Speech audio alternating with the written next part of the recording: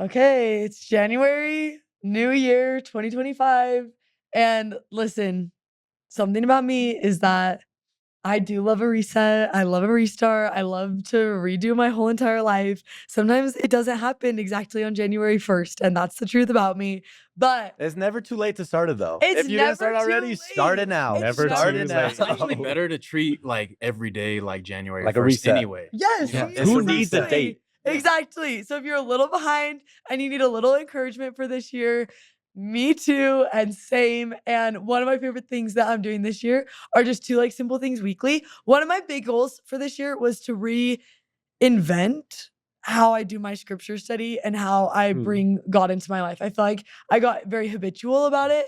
And I feel like last year I didn't like experience scripture study and prayer the way that I hope to this year. And one of the things that I'm most excited about are just these little sticky notes from Good News Brand. They follow, come follow me. But the reason I'm so excited is because I feel like it helps the scriptures come to life, not in a way that you read it and you're like, oh, that's good, but in a way that you read it and you say, wait, that's what I need for this week. That's the message that I need from God. And the other thing is just our tear pad. And it's just 52 different ways to look for him and ways to see him in your life and who he will show up as. And there's just something to me that's really important about goals and setting goals, especially in the new year, about being excited about it and getting things that make it fun and exciting. And those are two things I'm really excited about. So those are both available at Good News Brand. And welcome to This is Kingdom, a Good News Brand podcast. This is Grace. This is Talon. This is TJ. And this is Hollis. And this week we are going over the talk His Hand Ready to Help Us by Elder Juan Pablo Villar.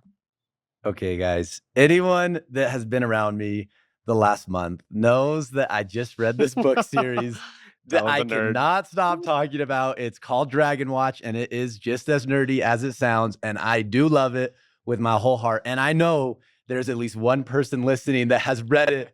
DM me. I want to be your homie. I want to break it down. I need to talk about it with somebody. He talked about it. We talked about it for what, 2 hours? And I got you sold that you want to read it because it is deep. Is it about, okay? is it about dragons? It's about dragons and fairies and goblins and demons. I told you, it is just so as nerdy as it sounds. But I'm obsessed. And Dre knows that all I wanted to do during Christmas break was come home from whatever we were doing so I could just sit down and read my book. And I read them fast, y'all. This was a 5-book series. And man, I could do 28 episodes on these books. So here's number 1, and we'll have some more come later. Okay. Everyone, no, we don't need to read it. We don't need to read it. You don't need to read it because I'm going to break it down for the rest of the year. So, but here's what you need to know. One of the main characters, there's 2. Okay. One of them, his name is Seth. At the end of book 1, actually, it's at the end of book 2. Crap hits the fan for him. Things get really, really, really bad for him. And then all the way through book 3, things are really bad. And then all the way through book 4, things are really bad and they seem to be getting worse. And then book 5 comes and it just gets worse, like so bad to the point that you're like, I don't think it could get worse for this kid. And you're heartbroken because it's the main character. You love him. You want all the best things for him. And when you think it can't get worse, it does again and again and again. And he's in this spot that you're like, his life is as depressing as it could possibly be right now. Like, I genuinely don't think his life could be worse. And I was feeling the sadness. You know, when you're reading a book and you're like, I feel down because he is in such a dark hole right now. And then something happens. He's going on this journey and he gets to this place and it's called the source. And it's kind of like what it sounds like. It's the source of all light. And he gets to this place and he just experiences complete healing. And it was the craziest thing because I was reading this book and I just wanted to cry because Seth is my friend now. And he was in such a hole. And I was reading this and I was like, there is no hole too deep for healing. There is no darkness too heavy for light to come into. And I was reading this book and I'm like, we know who the source is. We know who it is. It's Jesus. And it just reminded me, and it's such a deep level that even if your life is bad for 3 whole books, which it was for him, it's not all lost. Things can turn around. Things can get better. And the more you just keep looking for the source, they will get better. A couple of years ago, it was the weekend. I'm not usually much of an email checker during the week, and especially not on the weekend. That's the truth about me. But randomly, I checked my email, my work email, And I had a ton of emails that weekend and I was so confused. And I started looking at them and it was parents reaching out because a tragedy had just happened to one of the students at the school that I was teaching at. The more I read, the more tenderhearted I got, and I was weeping going through these emails. And the most recent one was from a mom, and she said, "Please, please, please, can you come over to our house on Sunday night? And we'll invite all the kids over from the school, as many as can fit into our house. And can you just come talk to them?" And I felt super unqualified and inadequate to go, but I didn't know what else to do. And I was like, I don't even need to say anything, but like, I just want to be there. Like, I just, like, maybe there's a hug to be given or a word to be shared or a moment of just sitting there and weeping with someone that's experiencing the grief that they were experiencing. And I was like, yeah, I won't miss it. Like, I'll be there for sure. And I got in my car to drive. And right when I got in my car to drive to that house on Sunday night, I was weeping. And I said, they're going to expect me to say something because I was their seminary teacher and I think they wanted like a little message. And I said, I don't even know what I'm going to say. And I called one of my friends and I said, please help me. I don't even know where to begin with words to say in this situation with so many people who are grieving such a tragedy. I don't even know like how to begin this. And he said, listen, you just remind them that all humans should come with a label that says handle with care, fragile. And that's true about a human heart. And from here on out, to treat each other like that. And I hung up the phone and I was still feeling really nervous. And I walked into that house and there was hardly room to step into the house. It was full of kids just hoping so much for healing and hoping so much to feel a little bit of light in a weekend that was full of so much grief and sadness and tragedy and darkness. And I just remember the first few minutes being in there and it was silent except for weeping. And you could just hear sniffling and people wiping each other's tears. And you just looked and people were arm in arm hugging each other. And the second I started talking, I knew like it wasn't about what I was going to say. That wasn't going to fix the situation. But as I looked at them, I realized that that message is important, that human hearts are really, really fragile. And we don't really come with a warning that says fragile, handle with care, but we ought to. Because when we get a package like that from Amazon, we are so careful with it. And it is like a plate made out of glass, or it is like an iPhone. And we're like acting like it's like everything in the whole entire world to us. And we're like, no matter what, like we have to be so careful with it. And like you have to use two hands when you grab the package and you're going to put it on the table and you're going to be so careful when you open it. And then we just treat people like they're worth less than us than the package that got delivered by Amazon. When in reality, I think hearts are a lot more fragile and way more valuable.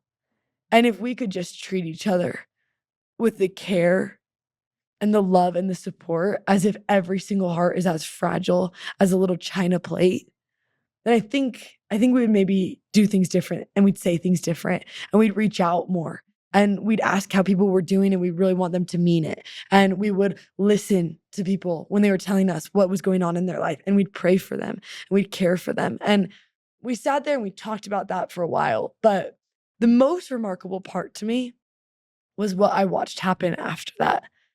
Because what I said that night did not fix the darkness and the tragedy. It couldn't have, that's impossible.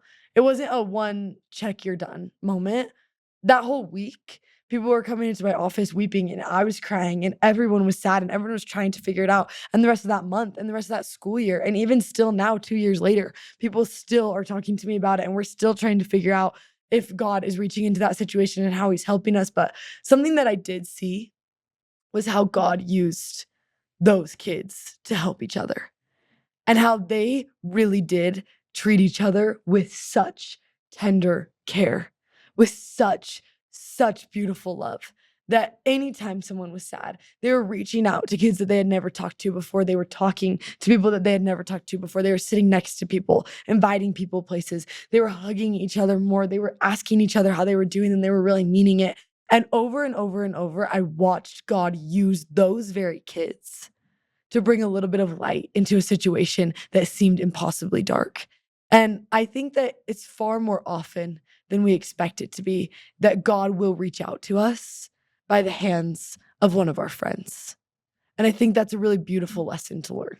And that it might take 1 or 2 times, or maybe 5 or maybe 500 times of trying to reach us out of those dark places.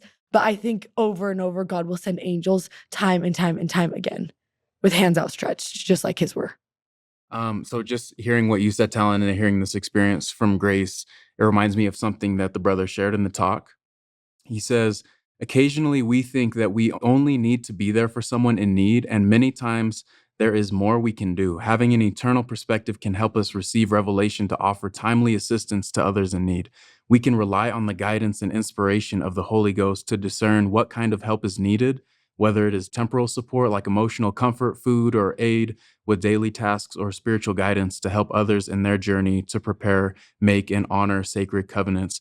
And I love this. I just feel like a lot of times we're so stressed out. You know what I mean? We're so worried about, what we're wearing and if we're going to sound dumb when we're with our friends, and how people see us. And I just feel like if we could dedicate our life and our time to understanding that people are fragile, and we're fragile, and so we need to be going to the source too, right? But remembering that people are fragile and showing up to those people and to those friends, not just to show up to be there, which is great to go and be present, but also showing up ready to seek divine guidance and direction on how we can bless that person, how we can lift them, how we can strengthen them, how we can listen to them.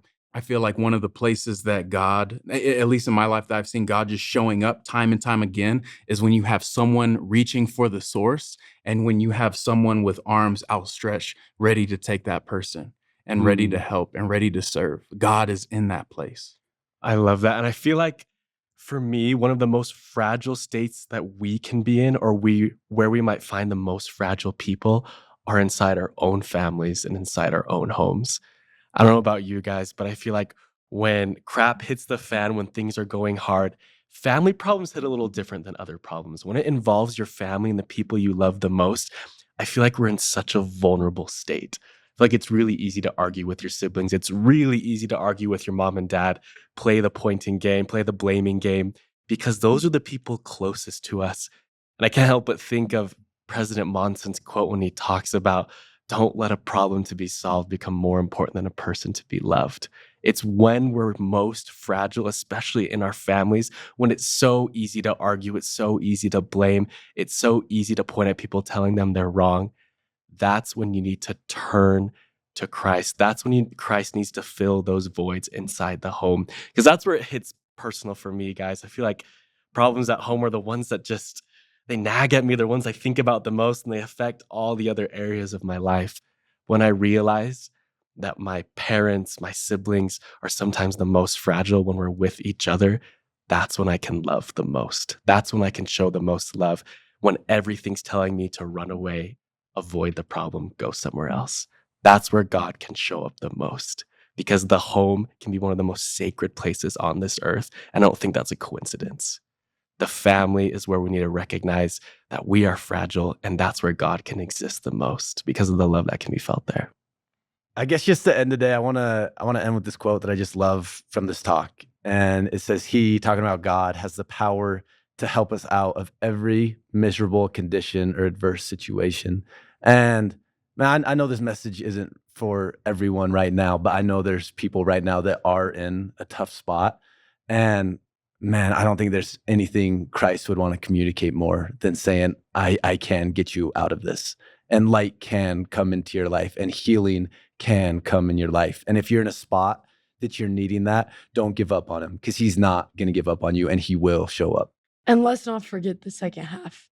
Regardless of whether we feel close to him, he still can reach us where we are, as we are. His arms are outstretched, no matter where you are.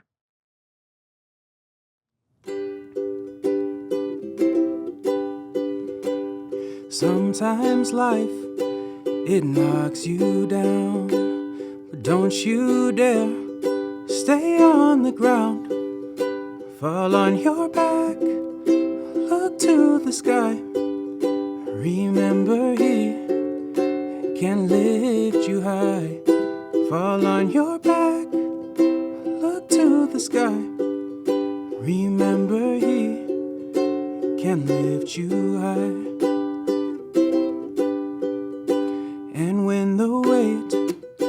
is hard to bear. Give it to him, he's always there. No matter how far you think you've gone, he wants you back. No matter what you've done, fall on your back, look to the sky. Remember he can lift you high. Fall on your back, look to the sky. Remember he can lift you high. Oh please my friend, they're on the ground. You've come so far, don't give up now. I know you suffered for some time. Just take my hand, it'll be alright. Fall on your back, look to the sky. Remember he can lift you high. Fall on your back, look to the sky. Remember he can lift you high. Fall on your back, look to the sky. Remember he can lift you high. See you next week.